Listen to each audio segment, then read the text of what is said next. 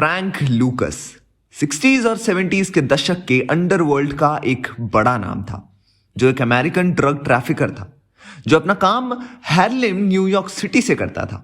उसने मिडिलमैन का ट्रेंड रोक दिया और वो ड्रग का माल सीधा मेन सोर्स से ही खरीदने लगा, जो था साउथ ईस्ट एशिया का गोल्डन ट्रायंगल, जो हेरोइन का एक बड़ा सोर्स था। और फ्रैंक ने उन्हें से सीधा माल खरीदना शुरू कर दिया। फ्रैंक ने क्राइम की दुनिया में 12 साल की उम्र में ही कदम रख लिया था और पहले वो गैंगस्टर बम्पी जॉनसन के लिए काम करता था। वो उसका ड्राइवर था और जब बम्पी का मर्डर हुआ तब उसे एक बात समझ में आ गई कि अगर इसे उस अंडरवर्ल्ड का किंग बनना है तो उसे इटालियन माफिया की जो मोनोपोली है उसे खत्म करना होगा। ऐसा कहा जाता है कि लूकस ने डेड अमेरिकी सोल्जर्स को कॉफिन में ड्रग्स छुपाकर उसकी स्मगलिंग की थी, लेकिन इस बात से खुद लूकस ने ही इनकार किया था और कहा था कि उसने कॉफिन में नहीं बल्कि फर्नीचर में ड्रग्स छुपाकर उसकी स्मगलिंग की थी, और वो भी डायरेक्ट एशिया से बिना किसी लिंक के। और उस ड्रग्स को उसने खुद न्यूयॉर्क की 116th स्ट्रीट पर सेल किया था और ऐसा करके उसने हर रोज $1 मिलियन की कमाई की थी।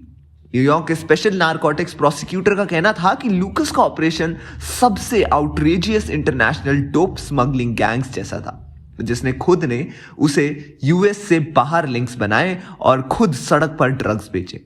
लूकस ने एक बार कहा था कि उसने ऐसा इसलिए किया क्योंकि उसे अमीर बनना था, और सिर्फ अमीर नहीं, डोनाल्ड ट्रंप जैसा अमीर बनना था, और वो बना भी। और इस हेरोइन ड्रग किंगपिन का नॉर्थ नेटवर्थ $52 मिलियन से भी ज्यादा का है। और जब मिड 1970s में उसे अरेस्ट किया गया तो उसकी सारी प्रॉपर्टीज सीज कर दी गई थी, और उसकी प्रॉपर्टी पर यूएस में थी शिकागो, डेट्रॉय, मियामी, नॉर्थ कैरोलिना, पुर्टो रिको, नॉर्थ कैरोलिना, और उसका जो ब्लैक मैजिक हेरोइन का बिजनेस था उससे उसे $3 लाख पर किलो का नेट प्रॉफिट होता था।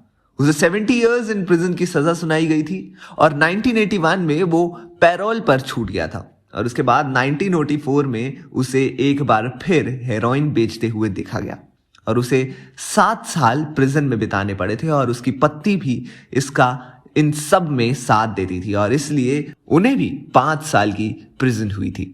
फ्रैंकस लूकस के ऊपर 2007 से अमेरिकन गैंगस्टर नाम की सीरीज बनी थी, जिसमें उसकी लाइफ को फिक्शनली दिखाया गया था, लेकिन अब का कहना है कि उसमें सिर्फ 1% रियलिटी और 99% हॉलीवुड था।